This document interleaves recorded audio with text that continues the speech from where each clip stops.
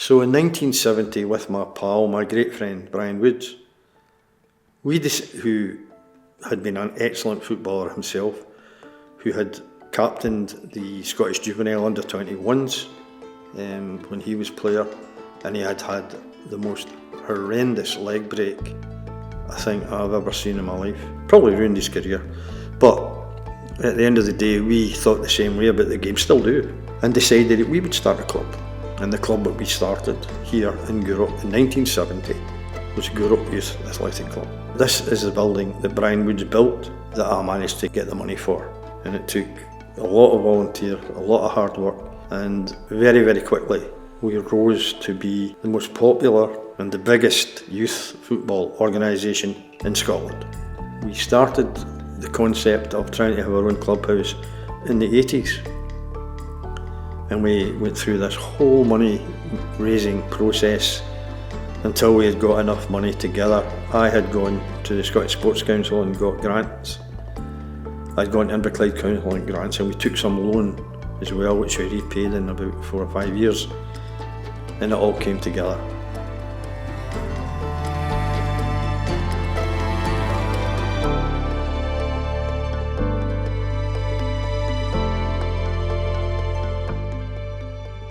In its initial form, the club brought together several different football teams.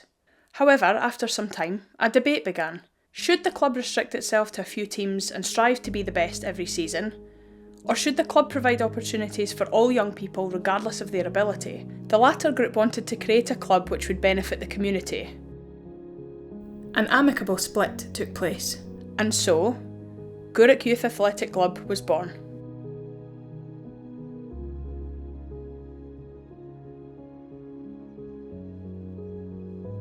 Ronnie Alfeld, Brian Woods, Bert Donachie, Pat McLaughlin, Bobby Duncan and Pat Connolly wrote the constitution, and Gourock Youth was established. The response from other clubs, organisations and the local people was overwhelming, and soon the club had raised enough money to buy strips and balls. The first match secretary was Bert Donachie. He did a great amount of work for the club over the years, ultimately becoming a member of the League Executive Committee. Many years later, Elizabeth Canning, a 7-a-side mum, never involved in football, became the club's match secretary, and later the leading executive in the Paisley and District League. Over the following years, the club grew significantly. At certain periods, there were 3 teams at 11s, 12s and 13s, 2 teams at 14s and 15s, plus a 16s, 18s and a 21s team. Many of these teams were very successful, regularly winning leagues and cups.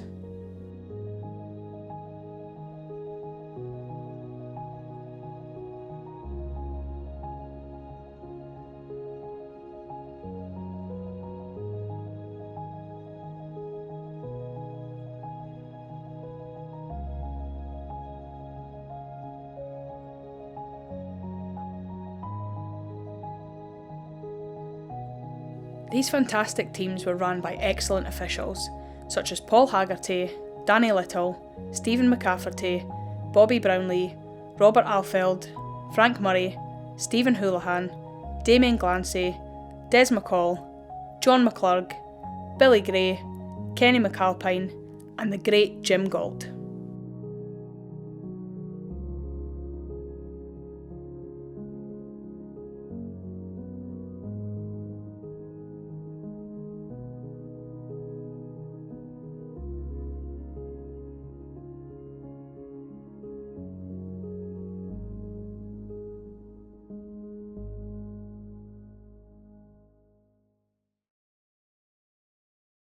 I was about 14, 15 when I first started playing down here. The managers when I first came down here were Dan McAlpine and Jim Young. The biggest game that we played in, I reckon, would be the Scottish Cup semi-final at Love Street. We played Fergusley United, we're big rivals, and we get beat 3-1. Dan McAlpine got us all together and said one of our players has been selected straight through to play for Scotland. So I didn't know, but then he mentioned my name, so that was a bit of a highlight. The Yak won a lot of trophies. We had some fabulous teams. I remember the last final that Jim's team played in. Jim's team at that particular year was exceptional. There was such good players like Davy Lothian, Craig McPherson, people like that. And I always remember the last final they played in. We were standing at the shy line, myself, Ronnie and Brian, and they got a free kick just a yard inside the opposition half. And Craig lined up to take a shot at goal. And Ronnie said, "Craig, don't shoot. Craig, don't shoot." And the next thing we were all cheering because he had hit the ball from that distance, screaming into the top left-hand corner of the net to win the game. And a funny bit after it was, everybody seemed to be on top of Craig, congratulating him. This crowd on top of Craig. We thought Craig was at the bottom, but he wasn't, because when everybody came out of that melee, there was Craig's dad in the bottom of it. He was the first to get in, we didn't even see him. There was a team at my boys' age group, and they called that team the A team. So George and I decided there were some boys that couldn't get in the A team. So we decided to run a wee team and play in the same league as the A team. So obviously we called our team the B team. And it was made up of boys that just weren't good enough at that particular age, under 11s, to play for the A team. In those days it was 15 to a team. And when we started, we had 15. And maybe 30 games later, we still had the same 15 boys. The A team actually tried to poach a few of our players and they wouldn't leave. And we asked, "Why are you not going to the A team?" "Oh, we like it in the B team." But we never won a game. Never went 10 games or something without even a draw. But the kids thrive. They loved the whole experience of playing for the B team. Their team was the B team. No, they didn't want the A team. They wanted to be in the B team. And when we did win a game up at the airport football park, it was like the world exploded. And their highlight had been reached that week. We had one wee guy, John was his name, a right back. John had an engine on him, huge, 90 mile an hour all the time. And here on this Friday night, we had a game on the Sunday, and on the Friday night it snowed. And it snowed all day Saturday, and it was about 2 feet deep. I got a phone call 8:30 and Sunday, Mr. Brown, is the game still on?" And I'm looking, I says, "John, there's 2 feet of snow." "All right, it's not on then?" I says, "No, it's not on. I'll just go and train myself." And sure as fate, when we went up past the parks that day, there was marks on the ground where the wee John had trained all afternoon on his own. George says to one of the boys who had been carrying on during training, and George says to him, "Your position's in jeopardy." And I heard later on, my boy had told me that John had asked him, "What position's jeopardy?" When Ronnie was selecting the boys that he would have for the under-11 team, there were maybe 30 boys turned up to try and get in the team. And Ronnie would say, "Right, you stand over there, you stand over there, you stand over there." And I said, "What are you going to do with these boys now, Ronnie?" And he said, "Well, they're not in the team, so, they can go home now." So I took the boys down to a pitch and we played a bit of football, and then we went to St Columba's Hall, and finally we went to Gourock High. And Ronnie used to come and help out with the skill. The Yak has had some outstanding players. Jim Wilkie, Cammy Melville, the Gallagher brothers, John Anderson, Craig McPherson and Michael Gaffney have all turned out for Morton, and of course Neil Orr for Morton and West Ham. Current Celtic and Scotland international Greg Taylor was a seven-a-side boy, as was Lewis Morgan. Sean Fitzharris represented Scotland at both school and youth level. He played for Rangers and Celtic and scored the winner in the Scottish Youth Cup final. Robbie Crawford played for Rangers and various teams in Europe.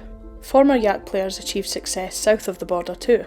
Gareth Williams played for Nottingham Forest and Leicester City, gaining 5 caps for Scotland. Dougie Anderson got moves to Oldham and Manchester City. And Marco Sau, once a part of the Yaks under-14s, played for Cagliari and got a cap for his country, Italy.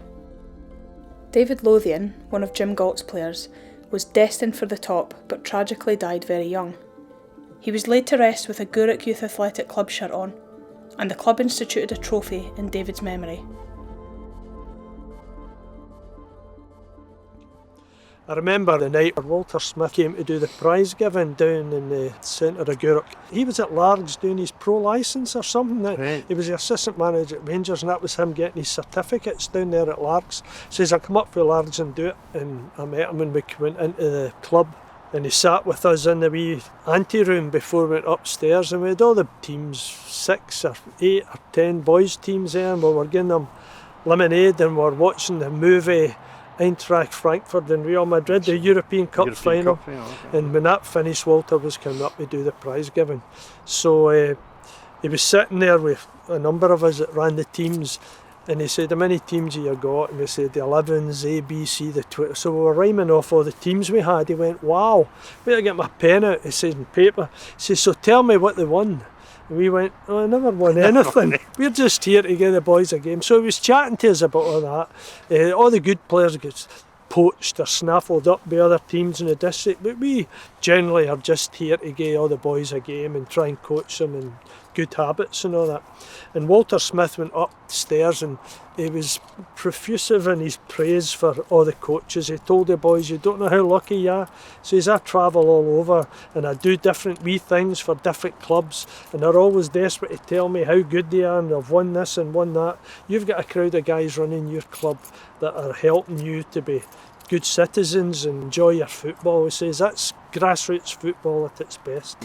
And the next morning he phoned me to say, just phoned to say, it was a pleasure being down. The boys were all nice, there was no hassle or unruliness, or they were so well behaved. So he had a lot of good words for the club and the way it was run. You did it for the kids in the community, to get them to get off the streets, not cause any trouble, and it put a bit of discipline in their lives. But it wasn't just the players behaving themselves, it was the parents at the side of the park. Because if the parents behaved themselves, the kids behaved themselves on the park. We didn't want any swearing on the park. We didn't want anybody to disrespect any of the other players and the other teams. Didn't want the players to disrespect the referees. Because win, lose or draw, we wanted the Gourock Yak. I walk away from my game knowing we played well, most of all, the other teams to go, that Gourock Yak, good team, respect them. Well, for the last 53 years, it's been a passion for me, right from the word go. Ronnie Halfield came up with the idea, why don't we have our own clubhouse? And this is how it all came about.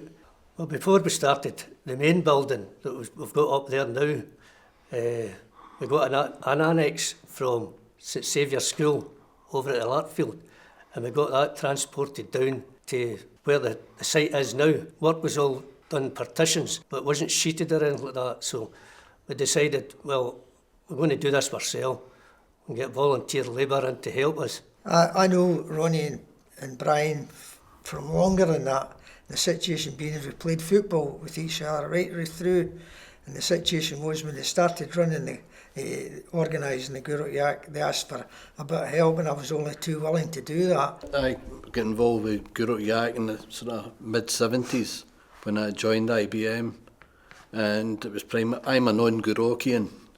I'm the only one amongst this group here that is non-Gourockian.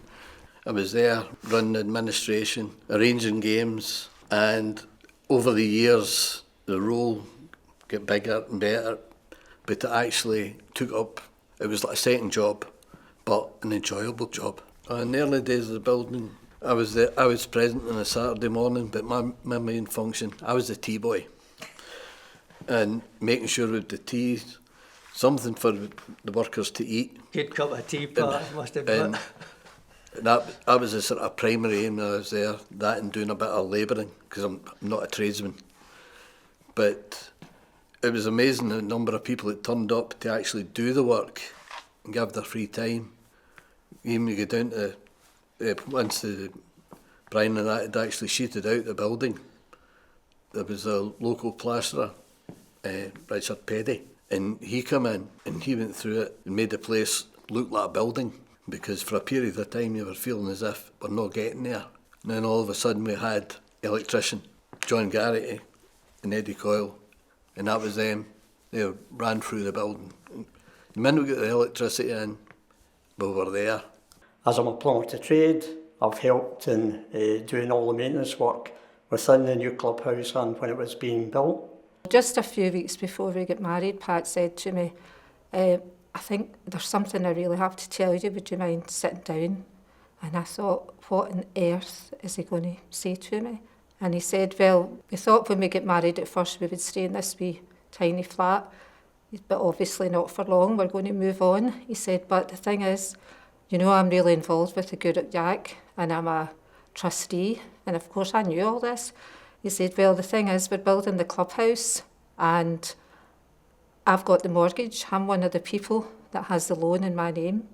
So if anything happens and anything goes wrong, I'm liable for it. So it might affect us getting a mortgage whenever we're going to buy a house. So the story with my children tell the story of that we were nearly divorced before we got married, whenever he eventually told us this. I was transferred from Barhead down to Gourock. That was in 1979. So the following summer, or June, I took my young son, young Alex, to the Gourock Youth. And he was then part of the Sevens. It was great. It was very, very good to meet people from Gourock, because we didn't really, we didn't know anyone who we arrived. We'd come from Barhead. In July in 1980, I went off on holiday for 2 weeks. When I came back, someone says, well done, Alex. He said, you're the new secretary. I said, what, secretary of what? He said, secretary of the Gourock Youth. Some guy called Hawthorne actually proposed me for secretary, and someone seconded it. So there I was the secretary of Gourock Youth. So the following weekend I'm up doing this at the construction man. Woods is doing his thing in the yak, and I lifted a hammer, and Woods went, take that off him. This is his bit, and I got all the bits and pieces of the invoices, the whole lot that went with that. So it's your own fault for going on holiday, Biggin. You need to be alert at all times, and you get roped into things at Gourock Youth. There's a lot of more stories I could talk about what this guy got me into, but I won't. The thing about all the invoices and such was that my background, I was a VAT officer. So here's all this stuff, and I'm like, where's the VAT, there's VAT, there's VAT. So I said to the boys, have we claimed any of that back? And they said, no. So my first job for the Gourock Youth then was, I registered them for VAT, and I won't get into the ins and outs of that, but you could reclaim the VAT because we're a boys club. So we reclaimed all of that. It was in all the invoices from lawyers, from accountants, from the council, all the construction stuff that was bought. And I think it came to about 1,300 quid, which in 1980 bought a lot of nails and bits of wood. By the time I got involved, the clubhouse was up, the building was up, the roof was on, it was wind and watertight, but it hit a big stall because there was a requirement by the building control, the council, to run a main drain from the clubhouse out to the middle of the road, George Road. It was 4 metres down or something like that, and it was an expensive thing, and it really stalled the whole project because the club didn't have the money. And I remember going in and seeing Andy Frater, who was the head of building control at the time, having a wee look with him. And the requirement was that individual buildings needed individual connections. But Andy and I worked together and managed to find a drain that ran from the council's building out to a manhole halfway between their building and the Yak's building. And there was a manhole there that ran out into the middle of the road and took their waste away. So Andy agreed to let us run a pipe from our clubhouse to that manhole, saving the whole expensive exercise of digging up the main road. So we got all our workers together, butchers, bakers, candlestick makers, all our members, and I remember forcing 8 or 10 or 12 guys to come up the clubhouse at 8 o'clock on Saturday morning with picks and shovels, and we dug a trench, we laid the pipe in, we got it past, and we backfilled it all in the one day, and that was solved in one quick effort. But we've had some disappointments, and the biggest disappointment for me, or the one that springs to mind, is that there was a period when work had stopped on our clubhouse. Frankly, we had actually run out of money. At the time, I was friendly with a company who had sponsored the senior team I worked for, who were very interested in coming to Gourock and putting a development in place. The development was actually worth £2 million. And they would have constructed a 2-storey building complex, the full length of the grass pitch. At the ground level it would have been dressing rooms, it would have been fitness suites and so on. And in the top level would have been function suites. When we applied for planning permission, outline planning permission, and we were given outline planning permission. And of course, as frequently happens, there were people who were against this development. And on reflection, when I consider what happened all those years ago, it still makes me really question why anyone would be against getting rid of 2 absolute garbage blaze pitches and replace them with 4 astrograss muggers. Totally beyond me when you think on the benefits it would have been, not just to the club but to the town. We were all set to make the final application process to the council when, much to our dismay, we got a letter from one of the senior managers in the council, and the letter told us that the council had withdrawn permission. And the reason they had withdrawn from the project was they said that this would interfere with a similar project they had planned to do. The company, London and Clydeside Estates, wrote to the council to express their disappointment, to say that it was very unprofessional the way that the council had reacted, and basically they were now going to invest their money somewhere else. And they did. They went to Stirling and they built one of the best customised football sports training areas anywhere in Scotland. This project began in 1979, and in 1980, when we were looking for funding, we went to 2 bodies, to the Scottish Sports Council and to Inverclyde District Council. I'm delighted this afternoon to welcome from Inverclyde District Council Professor Simpson Stevenson, Councillors Allen, Boyd and Scott. The other organisation which were major contributors towards the funds were the Scottish Sports Council. And I'm delighted to welcome this afternoon Mrs Myrtle Simpson, who I think is going to say a few words.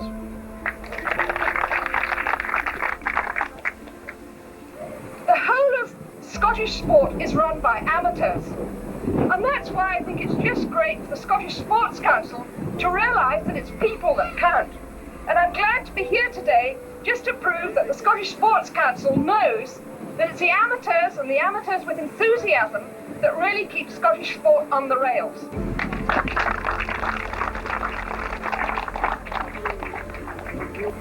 And now I'd like the Provost to say a few words. I can assure you that we never had to have any lengthy debates about giving assistance, because there has been an appreciation of the work which has been done.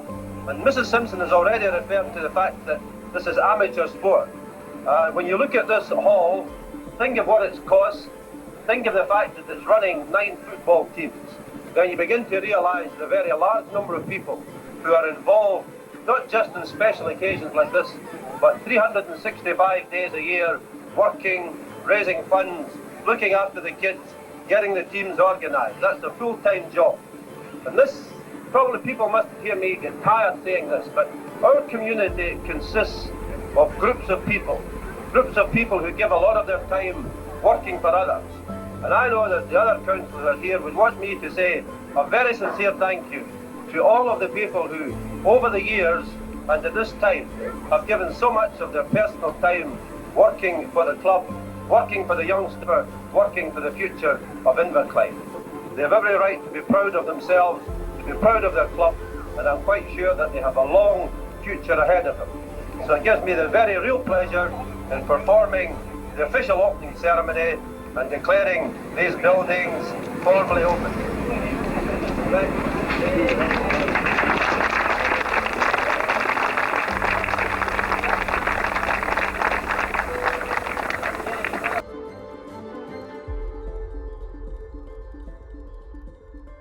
My dad played in the first Old Crocs game at approximately the age of 60, 61, and being a bit of a footballer in his day, I believe he It was an exciting day, and I know that I was a bit embarrassed, but my dad actually ended up one of the starters of that particular day, so much so that people were asking me to go and play at the next game instead of me. Well, Billy, here we are. This is the scene of the famous Graham Souness and Jimmy Johnson football match, which I don't think will ever be recreated here in Gourock or indeed anywhere else. So the big question that people have asked over the years is, how did you manage to get Graham Souness? So you were the guy that got him. What was the story? Well, Graham Souness came to Rangers from Sampdoria, and we get involved working with him in a few things. And he said to me one day, I owe you a wee favour. If there's anything you need me to do, just let me know. And I thought, well done, Graham, you've just opened that door. Right. So I asked him to come down and do our prize giving one year, and he said he would do it. This was months before it. And a few months later I said, do you remember you come down to Gourock on the 12th of May, whenever it was? Don't worry, I've got it. And the next month I said to him, 12th of May, he says, I've got it, it's here, don't worry about it. And then he went, the season finished and he went away to Mallorca. And eventually somebody said he's come back on Saturday or Sunday. And our prize giving was a Tuesday. And I'm thinking, that's cutting it really tight. So I got him on a Monday or something. He says, have you remembered you're definitely at Gourock tomorrow for this prize giving? He said, oh geez, aye. He said, but I am meeting the Queen. I'm not going to make it. I said, you're meeting the Queen? What kind of stories? No, I says, I've got to go and Holyrood and we're getting a personal introduction to the Queen. And I says, well, you told me we were coming to our prize giving. So Walter came up and did our wee prize giving. And then we had talked about the Old Crocs game. You never trapped for a prize giving. Do you want to come down and play in this game at Gourock and play for Gourock Yak against the professionals?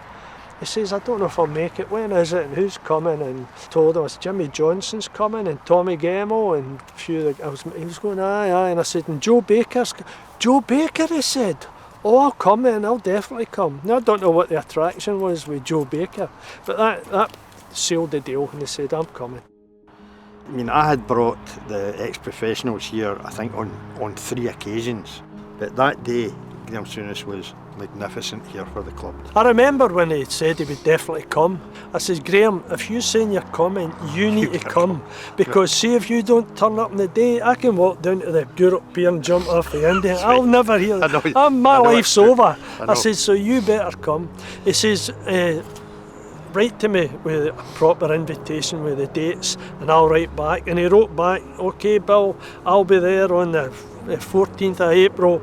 I'll play. Here you are, Graham Souness, best wishes. I took that and pinned it up on that notice board. There was no way. You called that? I covered all my corners. Covered your bets, right?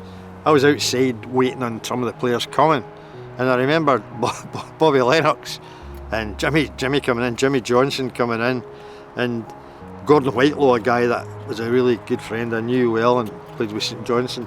And I remember him saying to me, is this a contract to get us here? I'm not sure.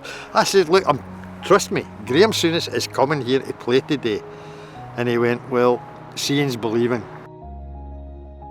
I remember we went into the wee changing rooms. It must have been a change for the fancy dressing rooms at Ibrox. To go in there with the tiles falling off the wall and all that. But when he came in there, we'd get the under-21 strips. That's right. To play. And some of the boys in the under-21s were big boys. And we're in there getting ready, and Graham Souness tried to put the shorts on. And then when he go up, when he got past his knee, he had thighs like that. Right. It's like my 2 legs together was one of his, and we had to send somebody in a car to go and get a pair of shorts for him from somewhere.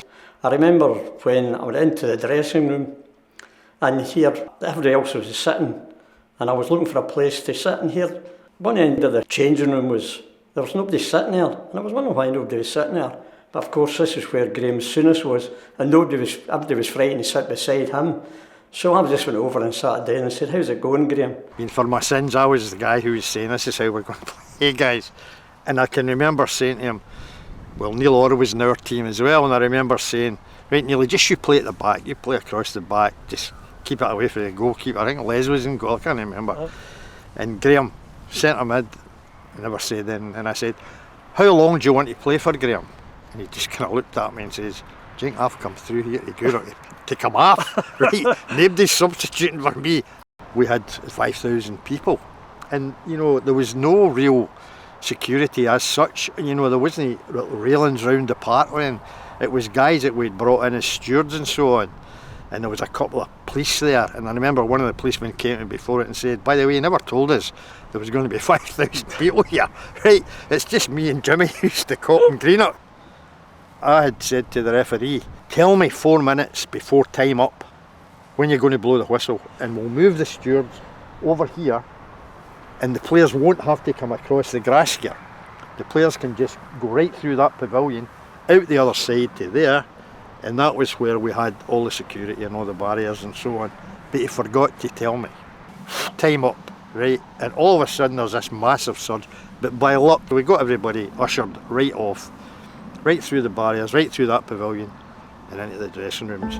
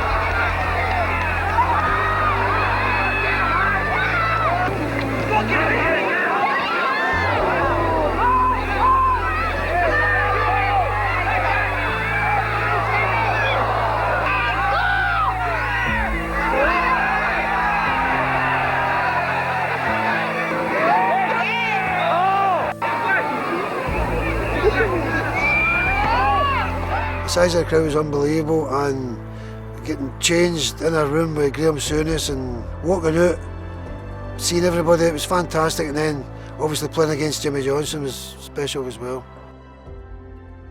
Can you remember the score? I know I scored. You did score. I know somebody gave me, the professional team shuffled about a wee bit, and Jimmy Johnson, of all people, went to centre half.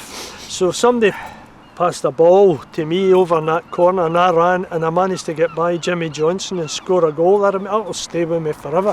But I remember that, but I can't mind the score. Did we win? Did we get beat 3-2 or something? No, 2 each. 2 each, was it? 2 each. It was 2 each. The other thing I remember, he was running with the ball and he get by Jimmy Johnson, and Jimmy Johnson just clipped his ankles, right. And Souness turned round him and he was ready to go for it, and they saw it was Jimmy Johnson, and they put their arm round each other and had a wee laugh.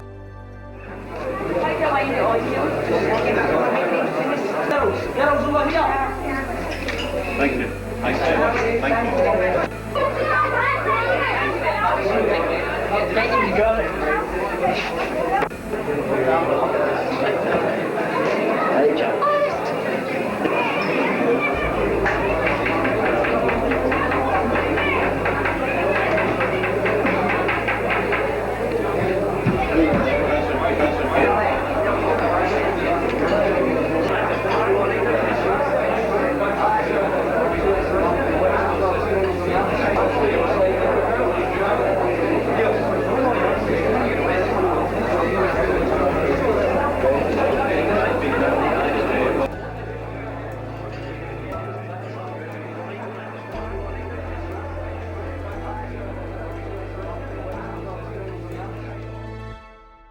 One of the biggest events that we had here on these parks was the Gourock Youth Athletic Club International Football Tournament, and we had teams here from the States, United States. We had Welsh team, Irish teams from the north and the south, English teams, and of course we had local teams, at least Scottish teams as well. And you know, one of the logistical problems we had was we're going to have all these kids that are going to come over they're going to stay in Gourock for a week. The tournament lasted a week. Where are they all going to stay? So what we did was we put the call out and we asked for a lot of the locals, would you be prepared to take a boy or take a couple of boys for a week during the tournament? And the response was absolutely fantastic. But there was some outstanding local people who did things as well, wasn't there? Yeah. Aye. One in particular was Brian McWilliams, who took in the whole Irish team, later Kenny, into his house, and there was some girls came along with the Americans, but they were struggling to find a place for them, and one of our other members, Frida Canning and Gilbert, they put the 3 girls up in their place, and which was actually excellent because we were actually struggling to get a place for them. Another one of the chaps who just stays along the road there was Ramsey Crawford. He took all the Welsh contingent in, which was absolutely Valspar Boys Club, I think, wasn't Valspar Boys Club. I think there was 14 or 15 kids or something. The communication, it's a real problem because no mobile phones, didn't have the internet. So if you've got, kids all over Gourock, how do you coordinate getting them all together at the one time? We had a meeting every morning at 9 o'clock of all the reps and outlined what was to happen during the day, and then the reps conveyed that to the people who had the kids. So there was a lot of work involved in that. Some really funny stories. One that springs to mind, it was a local family and they had two American boys, and the kids were told to be on their best behaviour, well mannered, and help with the washing up and keep the place tidy and so on. They'd sat down for the meal, and of course the 2 American boys started to clear the plates away, and they asked the woman of the house, what will we do with these plates now? And she said, colloquially, as you would, just throw them in the sink. So they literally threw them in the sink. Right. Oh, stop. There was a downside to this, not in Gourock, but 2 weeks after we had the tournament here, very sadly, there was an accident in England involving one of the teams who'd been here for the week, and sadly there was some people killed, including a couple of the kids. I went to the funerals, and it was something that you don't really want to do ever in your life. But that was the downside to it. But I think when we look back on the Gourock Yak anniversary tournament, it was a fantastic success, not just for us, but for the town.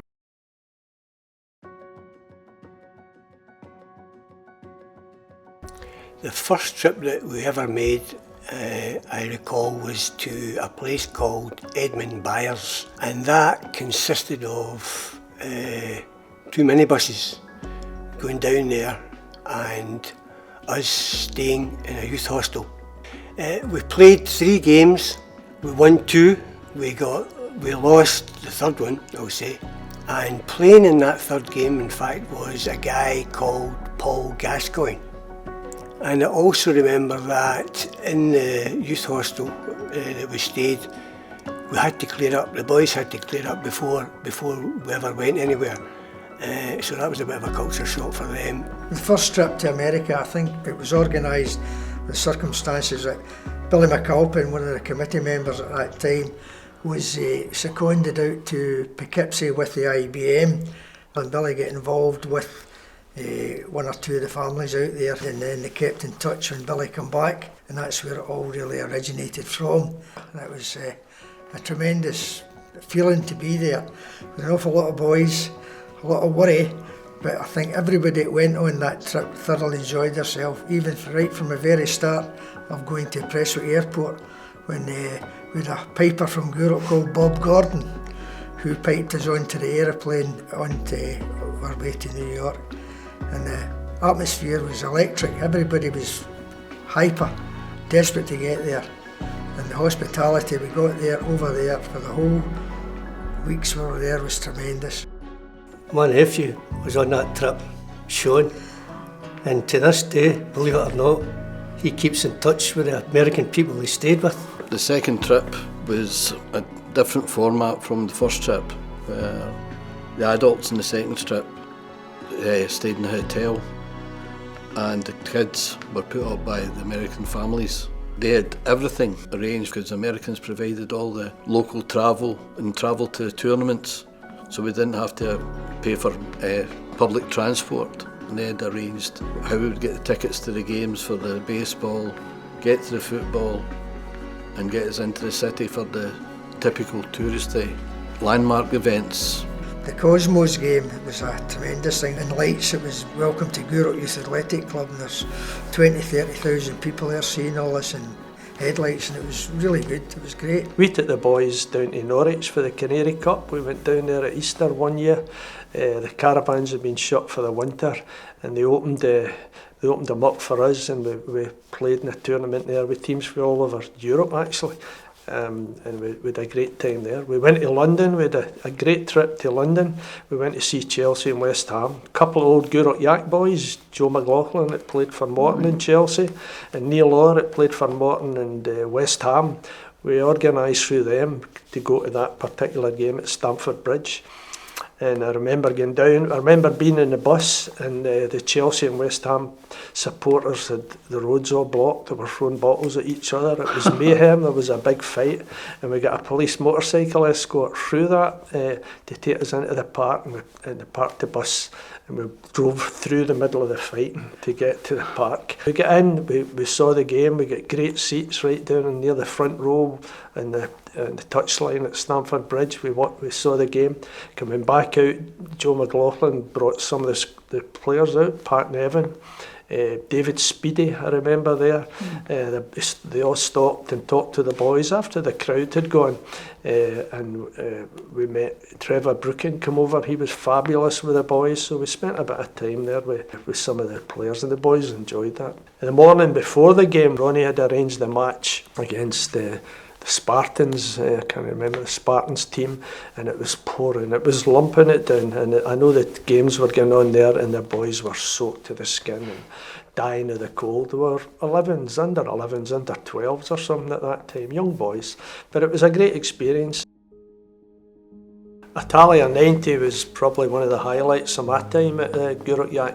80 of us boarded a plane, I remember, at Glasgow Airport. We were Gourock Yak shell suits on, all to traipse out to the south of France, just over the border from Turin and Genoa, where the games were played. Eddie owned Sunbreaks Travel at that time and managed to get us the plane, the seats all together, the holiday camp. We had caravans out there, and my wife, myself, my 3 kids, and we took 2 or 3 of the boys in, and most of the people there did that. Mm-hmm. We had kids that were there as our team, so we had to look after them as well. Still meet boys now that talk about that all these years afterwards, 33 years later. Yeah, it was great fun, and we managed to get tickets for the game and for them all. If you remember, for the 3 games, got them through the secretary of the SFA at the time, I think, was Marjorie Nimmo, and she was great at helping us to get the tickets, because that was quite unusual. We had a couple of buses for the campsite into Genoa. I remember parking at Genoa. Scotland were playing Costa Rica. The Costa Rica supporters' buses were beside us, and some of them were coming off the buses as we were coming off with our kilts and our tammies on, and a couple of the women with big bowls of fruits on their head, and we were doing the samba in the car park with them before we went up to the match. I remember the police had told us we were all to meet, all the Scotland supporters, to meet in a square. We were playing against Sweden. While we were there, their supporters were all there as well. And I remember it was like a procession with the pipe bands in front and all the Swedish supporters and Scottish supporters all together. So it was a fantastic trip. And these young boys will not forget that for the rest of life, and neither will I. One of the boys in my team emigrated before we went there. He went to Canada with his family. So we raised the money and flew him back. It's quite emotional actually. So we flew the boy back from Canada here, and then he went a trip with us, you know, Weavy.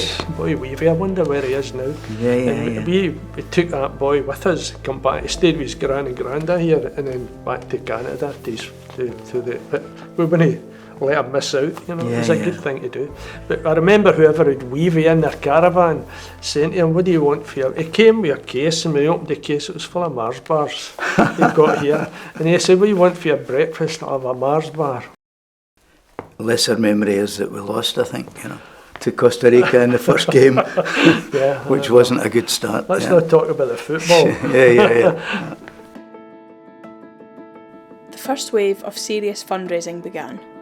All the committee members and their partners were tasked with organising an event a month. There were dances, film shows, cheese and wine nights, race nights, a fiddler's rally, and a full variety show in Port Glasgow Town Hall.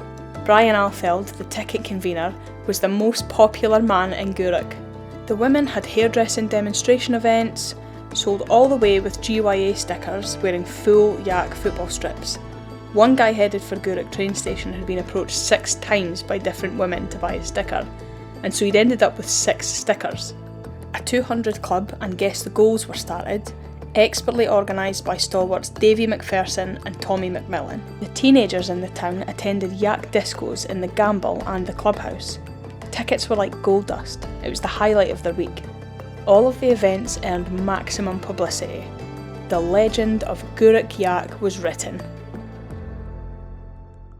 The annual dances were held mainly in the biggest function suite that we could get, which was Craigburn, and it took off very, very quickly because it was very popular. I'm amazed at the amount of people that actually wanted tickets to come to that annual dance. We very clearly thought about 200 or 300, which was quite a lot for Craigburn at that time, but we ended up getting to the nearer 600 or 700, which was tremendous. At the interval when the band took their break, we started doing a wee competition with a bottle of whiskey lying at the front of the stage, and asked everybody to come up and toss a pound coin. Was there a pound coin in that? A pound coin at the bottle. I doubt that. And we made a lot of money off of that as well. And then the next one we ran on to was, because we're a football outfit, a wee keep you up competition. I was thinking to myself, we can't do a shooting in competition because you don't know where the ball's going to go. Also, these dances would encourage a lot of sponsorship, and Bert Hughes worked very much for Miss Anne McMillan, the Victoria Bar, and Anne was a really great sponsor for us for raffle prizes, which was tremendous. And there was other, the Gourock Services Club, I remember very much, gave us 1 or 2 prizes too, which was extra money, which again was brought in to help the boys, help the Gourock Yak to run. Apart from the annual dances, one of the things was speaking to the members of the Torpedo Factory Club, which is here. The president at that time was Jackie McNamee, and the social convener was Mr John Peden, who always supported our dances. We decided, could we run a darts competition? And the Factory Club said that would be no problem whatsoever to run a darts competition, and the proceeds going to the Gourock Yak. But when we started contacting the Inverclyde Darts League, it grew arms and legs. We decided that because of the people that wanted to come and play in the darts competition, we needed 16 dartboards. And the situation was the Factory Club couldn't supply or have 16 dartboards because the club was too small. So we decided to go to Craigburn. A fella called Jimmy Davison, who drove for Tweedle's lorry, and he was going around all these clubs the Friday afternoon, the Saturday morning, picking up the dartboards and all the facilities for them. We had to get them all set up on the Saturday morning for 10 o'clock, and all these dart players were there playing it, and it was a great function. It was so well attended, and everybody did well. We've been able to use our casual licence for one-off events, and primarily we would get our supply of spirits and alcohol we would get from the local cash and carry, which we had a good relationship with for our other ventures, and they would give us all of that and sale or return, so we limited our risk of being left with unnecessary cases of alcohol. It was actually the support of the sort of local companies that let us do that. The bottle stalls were a big source of income. We worked hard. It was a family event. The mothers, the fathers and the kids all get involved in these bottle stalls. The first bottle stall was at the Gourock garden party, and it was a huge success. But the bottle stall was a success because it was a team effort. The first thing we did was ask the boys to bring in bottles. But what they brought in was bottles of sauce, bottles of lemonade, bottles of this. So not great to set up there to attract people in. So Francis had this great idea. We'll get stuff that will appeal to everyone. So that was the start of going to the cash and carry and picking out all sorts of different bottles. The thing that you did was you got a straw, you roll a wee ticket in it, and that was the number. And the number, if your number came out, it would correspond to a prize there, and that's how you got it. Now, that started off, we maybe enough to make, I think we made about £1,000 on the first one. Some of my memories are going to the Highland Games in Dunoon, going over on the ferry, setting up a stall in a garden in Dunoon. The two Pats had a barbecue going in one side of the garden and we had a bottle stall going in the other. A couple of the boys said, we've got a barbecue. There's so many people at the Cowell Highland gathering in Dunoon. We'll take the barbecue over and we'll be able to boost our earnings with hamburgers and all the rest of it. So we're sitting talking about it. What do we get? 50 hamburgers? 100? No, we'll sell more than that. Let's get 300. No, it's thousands go to the Cowell.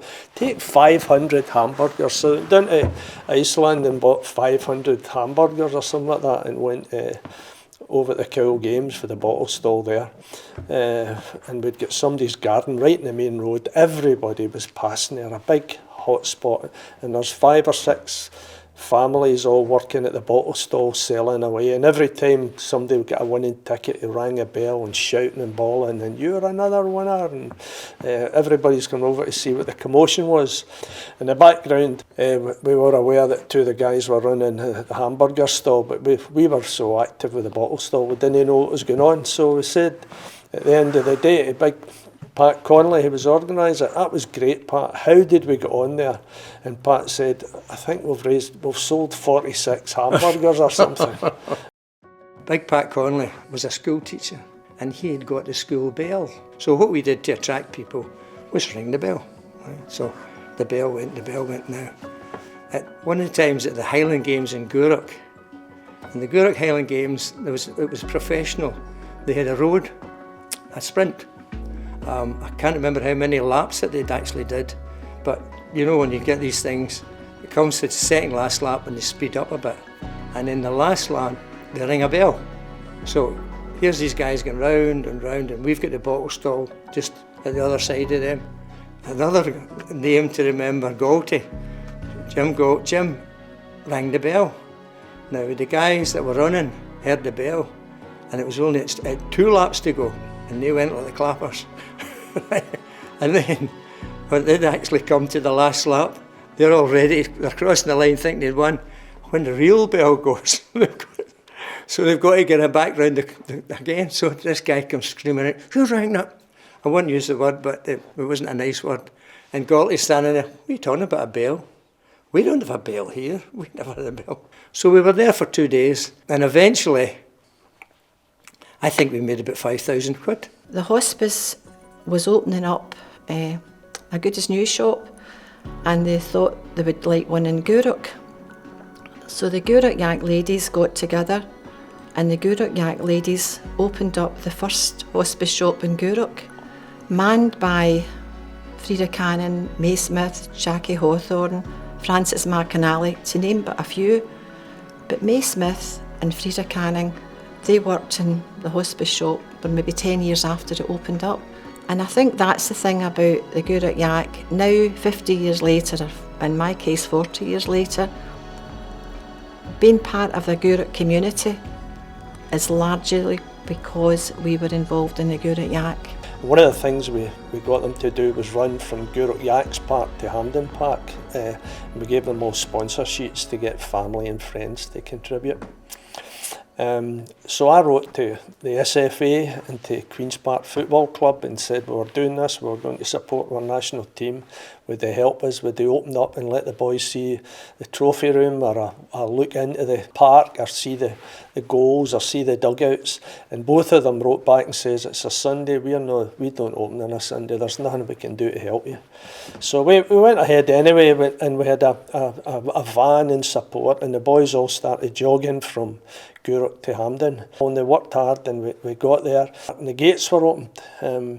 And we looked in and the groundsmen were there working away. So I think we went over and said to the groundsmen, the boys have run up for Gourock, we're going to Hampden. Aye, and you come on in, boys. So all of the boys went in, we ran around the park, they had an imaginary football, they were taking shots in and guys were making imaginary saves, diving on the goals, and we were in the dugouts. We went up the stairs where they make the presentation for the Scottish Cup final. Some of the boys held the imaginary cup up in the air and waved to the imaginary fans. So we did quite a wee day there, a bit of fun. They worked hard and raised the money to help them to go to Italy for the World Cup 1990. Well, the first holiday raffle that we did was for a cruise in the Mediterranean.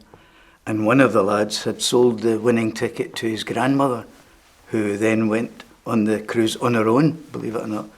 And she was reluctant to do that, but when she did, she had a great time, met loads of people, and came back and thanked us. We had 12 teams going at Gourock Youth, I think, at one time, and every year there was a new set of strips for them all. So you multiply that by a number of years and you see the community support and help we got with strips, and it got guys involved. I still bump into people that help to buy these strips and say, remember we did this and remember we did that. So it was a great time for the club, and it got everybody involved locally as well.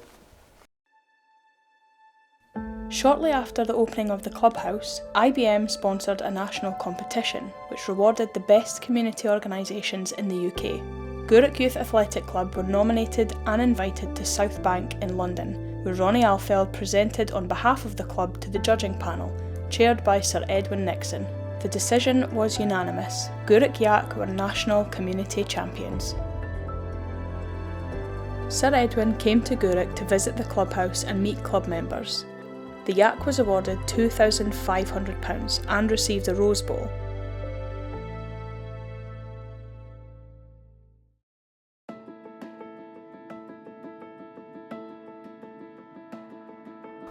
Well, I started the seven-a-sides late 1970s, and I've had an overspill of kids, coaching the kids on the grass park. And Ronnie Alfeld came in one night and he says, do you think this would be any benefit to you? So I had a look at this brochure and it said on it, Andy Roxburgh, soccer sevens. Now, Ronnie himself was on the SFA committee for establishing seven-a-sides for the whole of Scotland. But Ronnie didn't want to do it that way. We wanted to introduce the Dutch way of football, which meant no coaching from the side of the park, no telling the kids what to do. And it was unbelievably popular. So on a Monday we would have 200 kids here, and on a Tuesday we would have more than that probably. So over the course of a week we'd have 400 kids, you know, between the ages of, 7 to 12 who would play here and enjoy it, and it was legendary. Didn't matter what disability you had or what ability you had, Gourock Youth always took you on. If the parents wanted the kid to play football, we allowed them in to play football. It became like a part-time job actually, because we were doing it, as Brian said. Brian started with 30 odd kids, and when Pat and I sort of developed it from what Brian did, some weeks we had 200 kids over Monday night, Tuesday night. And the biggest problem really was probably the registration at the beginning of the season. And my wife and I actually took phone calls. That's how we registered at the start. Obviously that became overwhelming. So then we went to registering in the clubhouse itself, which made things a lot easier.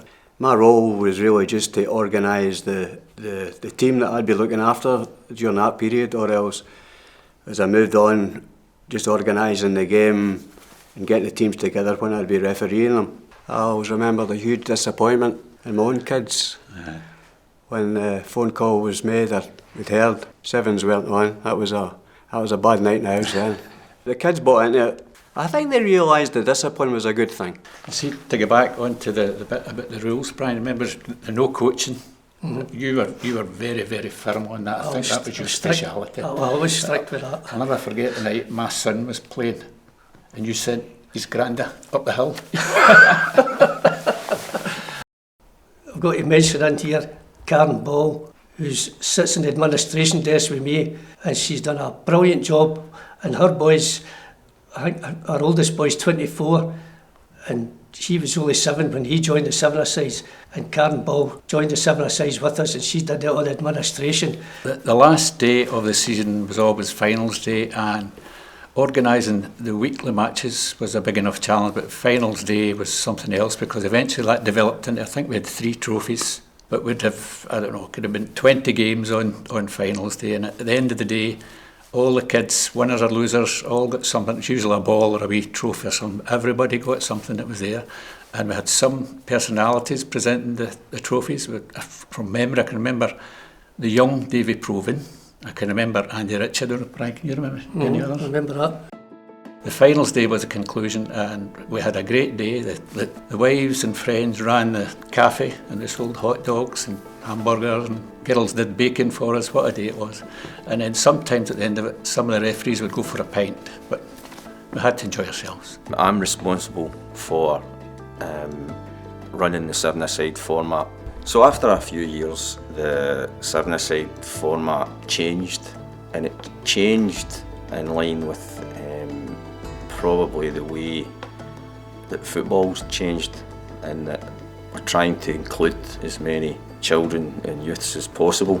Not that that wasn't the case in the past, it's just that the way the format operated was very detailed. Coming back to the organisation a few years later and looking at how things worked and worked well, and maybe changing it slightly. Well, I got involved because a lot of the older members of my family, like my dad, my grandparents, uncles, have all played and coached in the Yak for a number of years. At the minute I'm helping after school, doing after school coaching, and I helped quite a lot during the summer, doing the summer 7-a-side tournaments. I thoroughly enjoy it because you get a kind of sense of pride helping young kids develop their social skills as well as their footballing ability. It's brilliant, great experience, and it's also very good to kind of carry on the family tradition from what the older generation have done. It's quite proud to be doing so. I think it's important because I have an opportunity to help young people play football. It gives young kids an opportunity to play where there's no pressure, and it's a fun and friendly environment. All about Gourock and Gourock, you bump into people. In fact, there's a young couple moved into just at the end of our road a couple of years ago now, and the boy says to me, "Do you not remember me?" I said, "No, I played in the Yak Sevens," and this boy must be in his 30s now, but he still remembers me. Everywhere you go, you bump into people, say, "I know that boy's face." But you forget that you played such a part in their life. You don't really think there's much to it, but they just never forget you. If you're asking me, is there a future for the 7-a-sides at Gourock Yak? Most definitely. It was just in the last one that Robert organised there, the number of people that come up to us and said how they enjoyed it, that the kids were able to go out there and just express themselves without somebody shouting at them or telling them what to do. I don't know if that's the same in the 11-a-sides. But it's all down to people like Robert and whoever can assist them. It's a big organisation, as I know from past experience, but hopefully it'll go on and on for future generations. I like Gourock Yak because I get to make friends and have fun. Like playing games at Gourock Yak. I like Gourock Yak because I like scoring goals and having fun. I love Gourock Yak!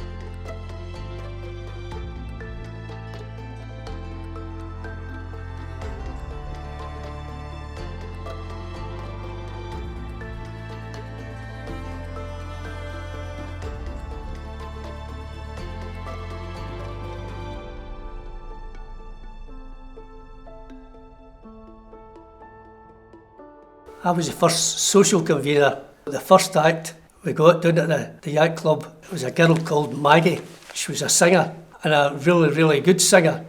And the place, we could seat in there about 100 comfortable. So we managed to get 100 seats sold just like that. Maggie was selling her CDs at the end, and the prices were £3 each or 2 for £5.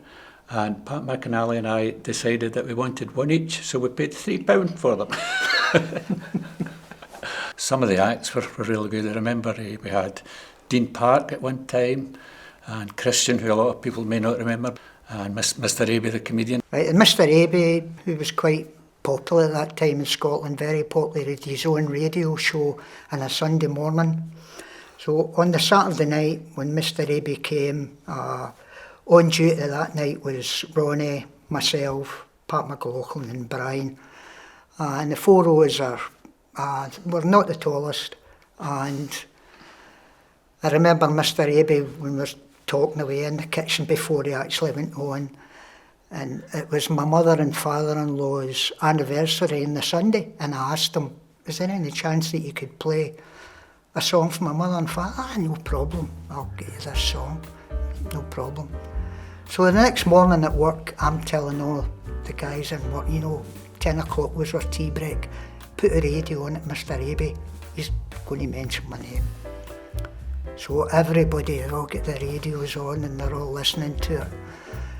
And Mr. Abbey comes on and he says, I had a great night down at the Gourock Yak. I said, absolutely brilliant. He says, but when I got there, so I thought I was doing an audition for Snow White and the Seven Dwarfs.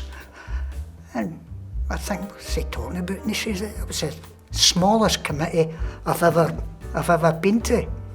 And to finish it off, he just mentioned that he was looking for Snow White because he had definitely met the Seven Dwarfs.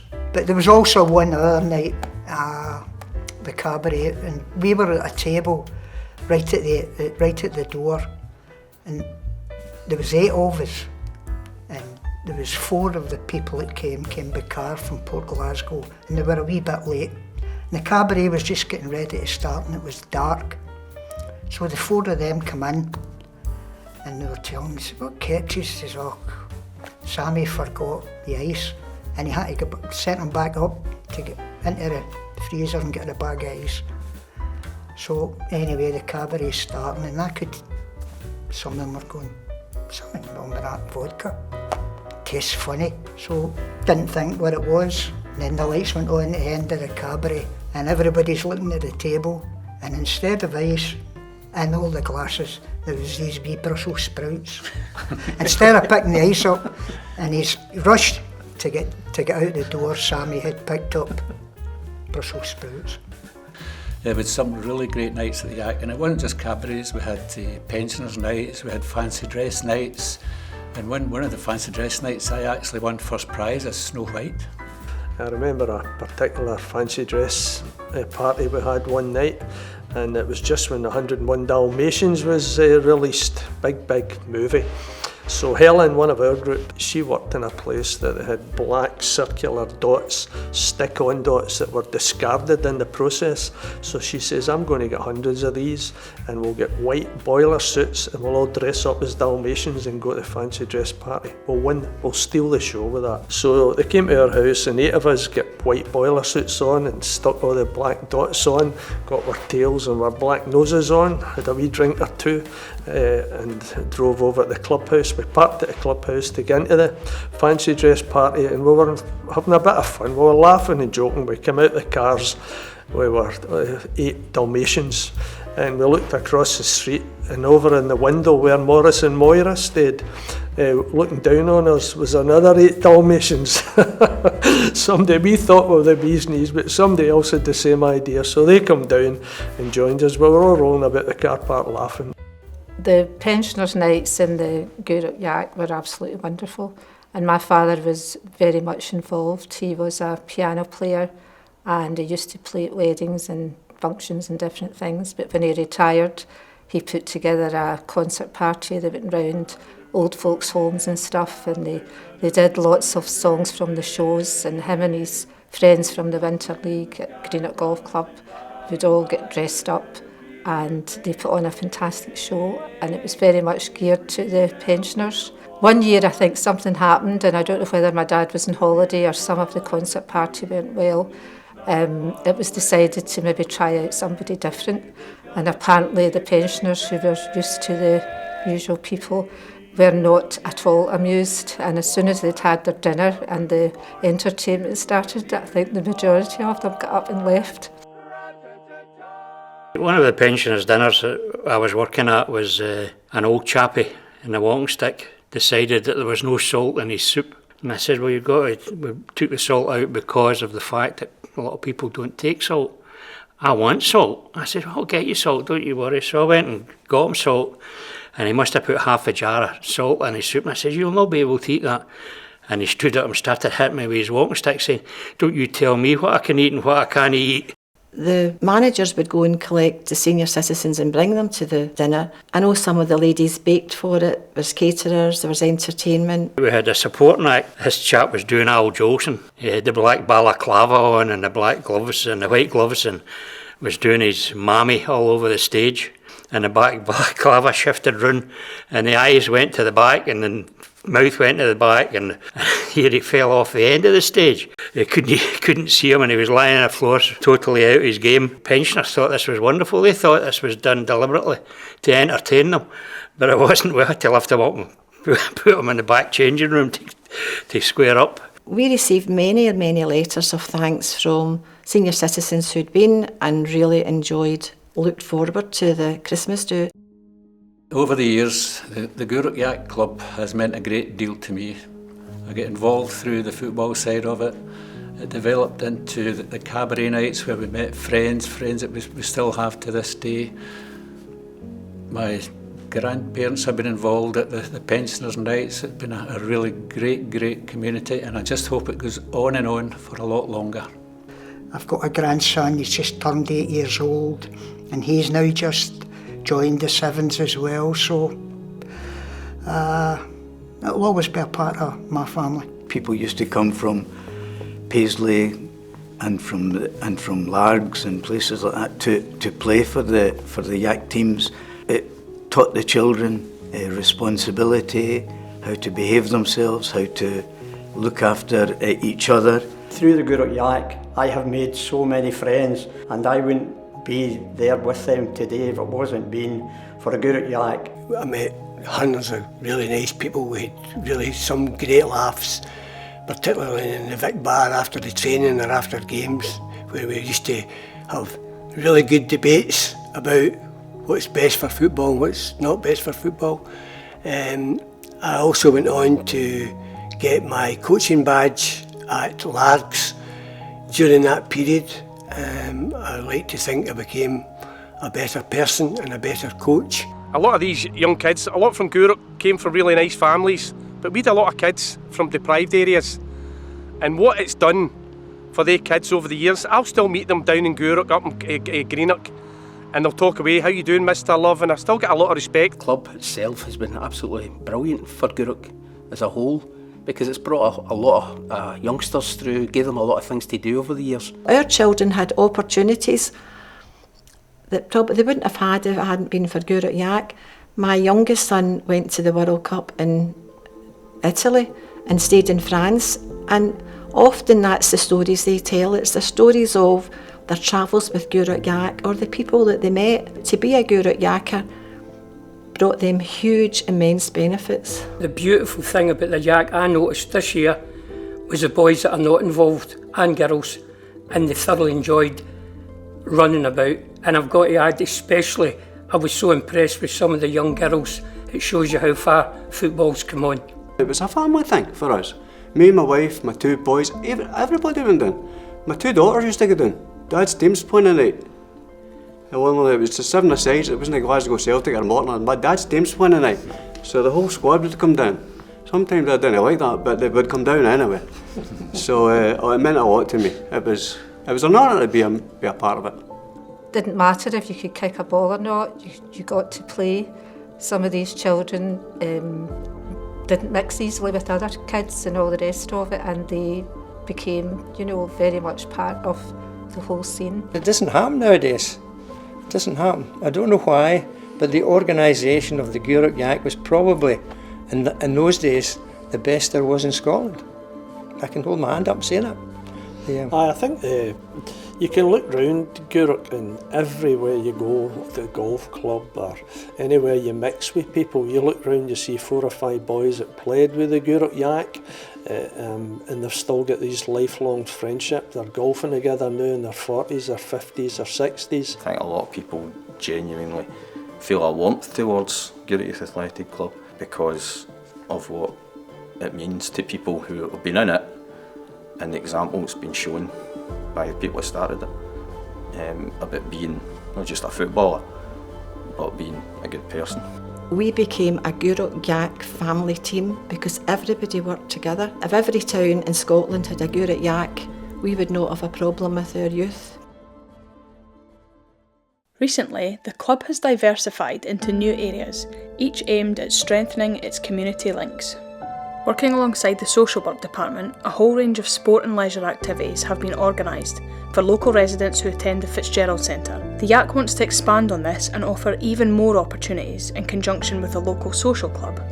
Gourock Yak has sponsored a number of young sportspeople in Inverclyde, helping them to achieve their dreams.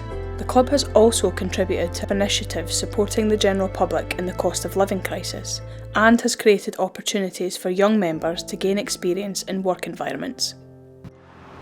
I've been doing it over 50 odd years, as you know, and I can say I've had no regrets whatsoever in doing this. When I think back to some of the things that we've done and I've enjoyed doing, like having the kids, the seven-a-sides, for me it's been a good journey. The regrets I would have was that I never had enough time for my family. But on balance, I think that the positives outweighed the negatives. Would you do it again? Speak for myself, certainly not. If it wasn't for this man beside me, I probably wouldn't have went this length of time. Ronnie really has been the brains behind the whole thing, right from the very start. I went along to help him, and I'm glad I did. I would never do it again. And the reason is that the world basically has changed from when we started this in 1970. It's not the same world, it's not the same organisation. Basically, we still have massive support in the town. It's brilliant to get the children at the bottom end. That's great, that's superb. Where we go after that, I don't think I would have been encouraging it after that, simply because of all the changes that have happened in the game.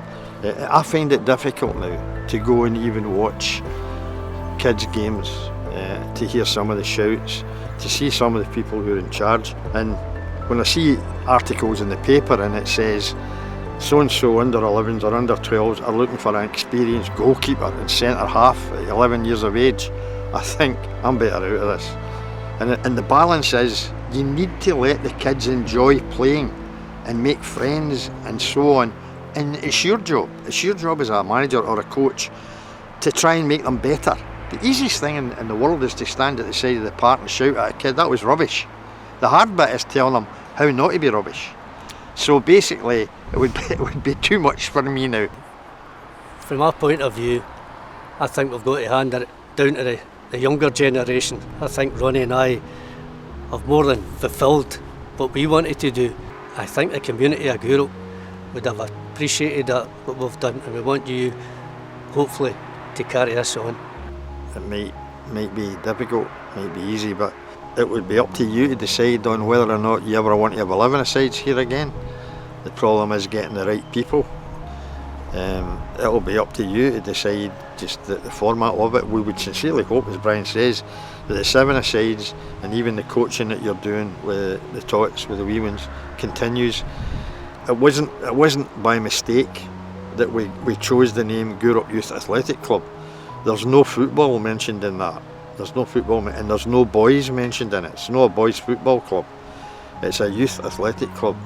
And I think if you utilise that kind of message, that this is a club for everybody, and we encourage young people to achieve everything they want in sport, then I think we're on the right track.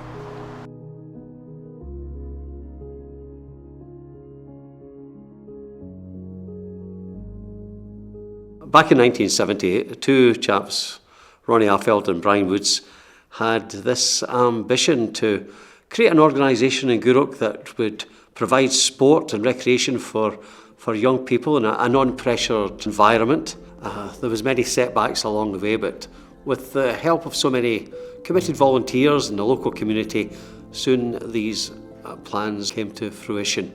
And so many young people were able to travel and play and compete, always with behaviour in mind. And that was the ethos then of the Gourock Yak, and it still is today.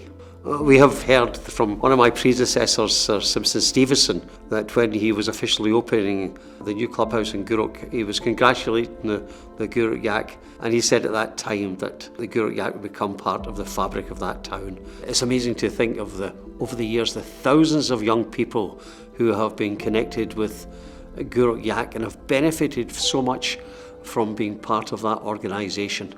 Some years ago, Gourock Yak were referred to in the Joseph Rowntree annual report on best practice community initiatives.